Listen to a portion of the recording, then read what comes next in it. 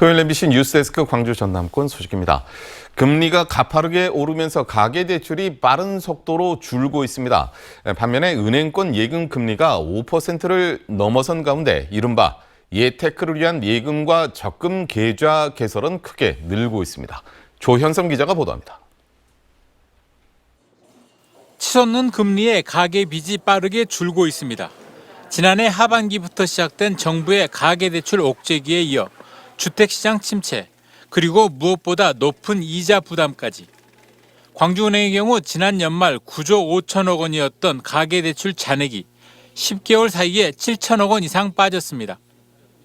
이에 앞서 광주 전남의 전체 가계대출은 올 1사분기에 8년 만에 처음으로 감소세로 돌아선 바 있습니다. 반면에 금리가 치솟으면서 예금과 적금 계좌는 폭발적으로 늘고 있습니다. 지난 10월 한 달 광주은행에서만 새롭게 개설된 예금과 적금 계좌는 각각 15,000건과 11,000여 건에 이르렀습니다. 특히 예금 계좌는 전년 말과 비교해 140% 가까이 폭증했습니다. 예전에 주식시장이나 이렇게 부동산 시장에 편중했던 자산이 안정자산이 금리까지 이제 높아져 버리니까 이렇게 이제 많이 들어오고 있는 그런 상태이긴 합니다.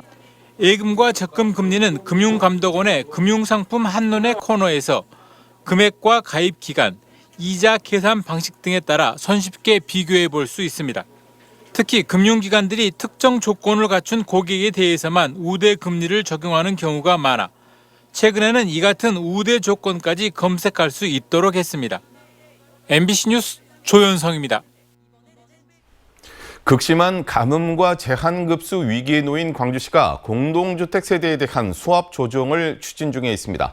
광주시에 따르면 수압 조정은 지역 내 97개 동 공동주택 1,200단지 44만 6,947세대를 대상으로 진행됩니다. 광주시는 또 5급 이상 공무원 간부들이 참여한 공동주택별 책임 담당관 제도를 운영하며 수압 조정 현황을 관리할 계획입니다. 광주시가 수능시험 이후에 발생할 수 있는 수험생들의 일탈 예방을 위해서 술집과 유흥시설 등을 대상으로 안전점검 등을 강화합니다. 광주시는 경찰 등과 합동점검반을 편성해 오는 연말까지 상무지구 일대와 술집 등을 중심으로 청소년 유해업소 출입 관리와 주류 판매 여부, 시설 안전관리 를 점검할 계획입니다. 또 위반 사항이 발견되면 영업정지와 과태료 등 행정처분을 내릴 방침입니다. 광주문화방송 창사 58주년 2부작 대토론 영상 강의 미래입니다 2부가 내일 오전에 방송됩니다. 2부 왜 영상 강의여야 하는가에서는 강기정 광주시장과 신정훈, 이용빈 의원, 박구용 전남대 교수가 출연해 새로운 영상강 시대를 열기 위한 방안과 시도의 상생 협력을 위해서 필요한 것들을 논의할 예정입니다. 광주 전남 코로나19 신규 확진자 수가 2,600여 명을 기록하는 등 확산세가 지속되고 있습니다. 어제 광주에서는 기존 확진자 접촉 등 산발적 감염으로 1,360명이 확진 판정을 받았습니다. 전남은 순천과 목포, 여수 등 22개 시군에서 1,241명이 확진됐고 3명의 사망자가 발생했습니다. 이에 따라 누적 사망자는 광주 725명, 전남은 762명으로 늘었습니다. 전남 화순군이 주거 취약계층을 위해서 만원 임대주택 사업을 추진합니다.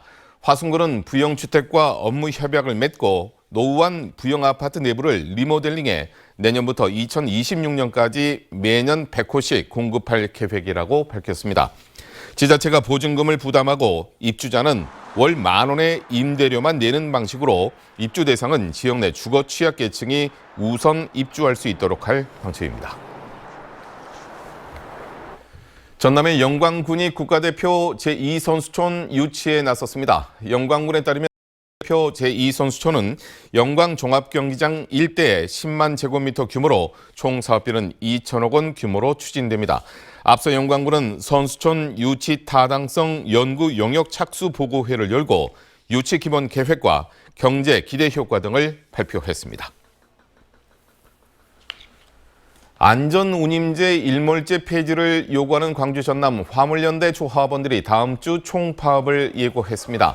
민주노총 공공운수노조 화물연대 광주 전남 지부는 전국 화물연대 총파업에 맞춰 오는 24일부터 파업한다고 밝혔습니다.